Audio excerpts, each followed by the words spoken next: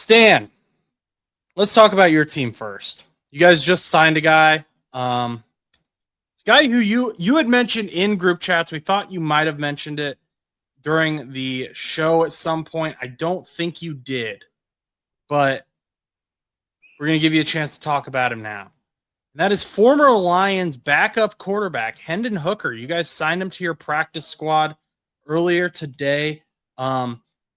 What are your initial thoughts about this signing? You guys have been starting Brady Cook. Do you think Hooker has a chance to start this season, or what is this move all about? To me, it's just another good decision by Muji to bring someone into the building who, you may not know if he has something in the future, right? Just like Mechie, just like Mitchell, just like Jarvis Brownlee, it's a risk. You're saying we're going to see what this guy has because it's a low contract, not going to cost us a lot of money, not going to cost us a lot of space. Let's just see what he has, go from there. Hooker, to me, always made a bit of sense. I actually thought he was going to come into the building much earlier because Aaron Glenn, his former defensive coordinator, and then on his offensive staff, he played under Tanner Engstrand, who was on part of that staff for a few years. So he has those connections to those two as well as other members of the Jet staff. To me, it made sense to bring him in just to take a look at him.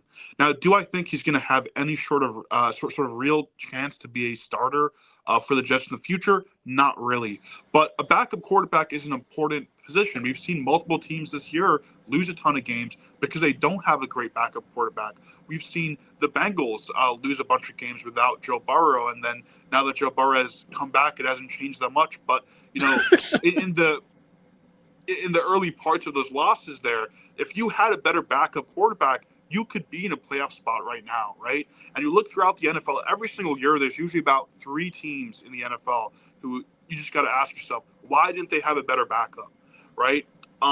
And Hendon Hooker, I think, has the potential to be that sort of good quality backup.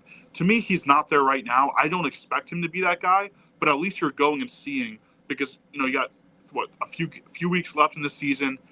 Your year's going to be done. You're not making the playoffs. Might as well see what you have for the future with this team.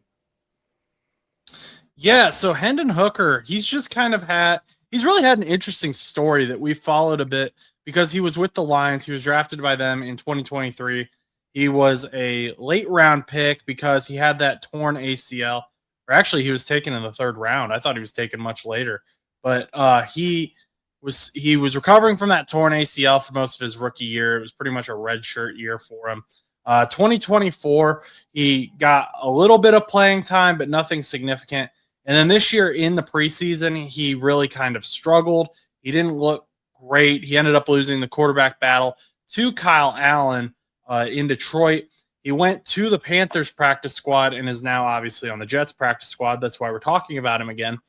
Aaron Glenn has seen this guy, and there might be some people who say, well, he's the defensive coordinator. How much does he really know about Hendon Hooker?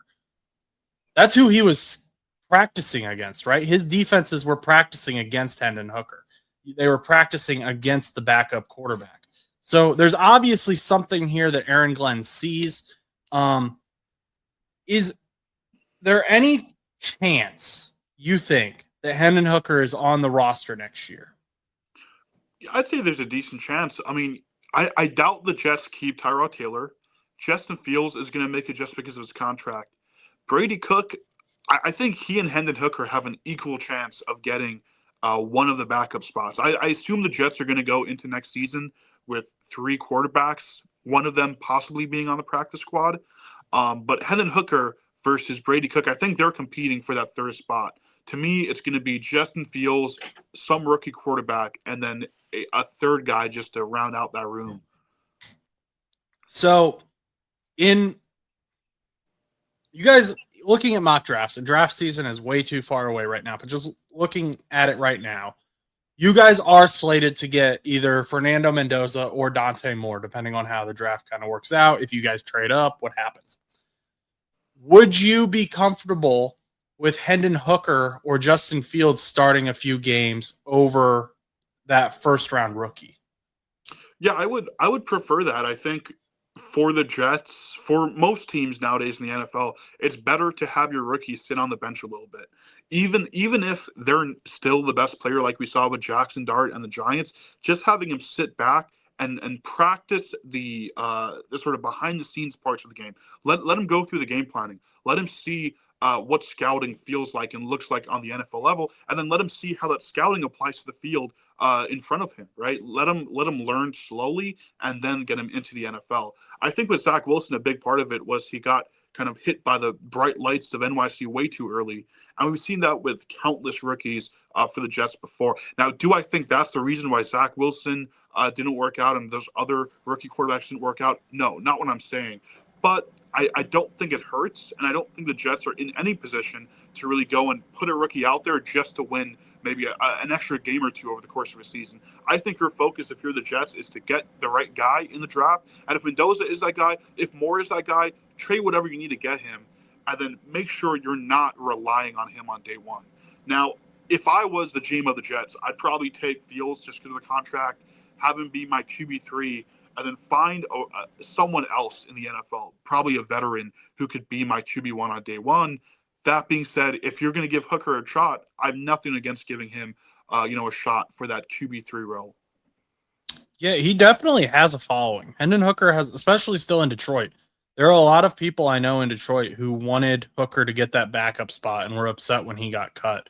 So it'll be interesting to see what the Jets do with him, especially with how shallow their quarterback room is right now.